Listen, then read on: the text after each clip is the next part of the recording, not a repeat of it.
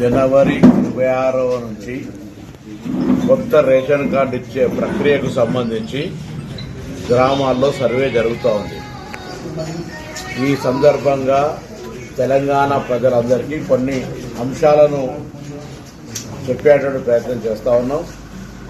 పాతగా ఇప్పటికే 90 లక్షల రేషన్ కార్డులు ఉన్నాయి.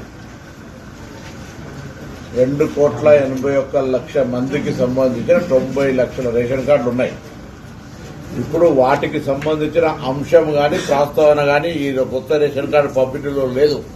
సో 90 లక్షల మందికి సంబంధించిన అంశం చర్చకు రాదు. ఇందులో కొత్తగా ఎవరైతే గత 10 సంవత్సరాలుగా రేషన్ కార్డు కావాలనే ఆలోచనతో తిరుగుతూ ఉన్నారో, కొత్త కుటుంబాలుగా ఏర్పడ్డాయో, పెళ్లిలై పిల్లలై, లేదా ఈ ఇంటి బిడ్డ ఆ ఇంటి కోడలై, ఈ విధంగా లేదా ఈ ఊరాడి ఇంకా ఊరికి పోయి అట్లా కొంత మార్పులు చేర్పులకు సంబంధించిన అంశం కావచ్చు, లేదా అర్హత ఉండి, మళ్లీ చెప్తాను స్పష్టంగా, అర్హత ఉండి కొత్త రేషన్ కార్డు రానటువంటి వాళ్ళందరికీ 10 సంవత్సరాలుగా కొత్త రేషన్ కార్డు కావాలి, నాకు అర్హత ఉంది, ఈ ప్రభుత్వం ఇస్తలేదని నిరాశపడ్డ వాళ్ళందరికీ శుభవార్త. వాళ్ళందరికీ జనవరి 26 వరకు ఇవ్వాలి.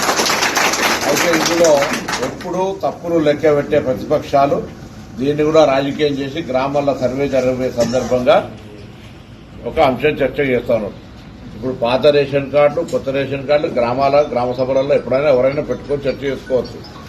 ఎలిజిబిలిటీ రానులు ఎవరైనా ఉన్నా కూడా మళ్ళీ చెప్తాను, రాష్ట్ర వ్యాప్తంగా రేషన్ కార్డుకు అర్హత ఉండి రాకుంటే ఎవరైనా మీ సంబంధిత అధికారికి కానీ మీ దగ్గరలో ఉన్నటువంటి ప్రజాప్రతినిధికి ఏ నియోజకవర్గమైనా సరే మీరు విజ్ఞాపన పత్రం ఇవ్వచ్చు.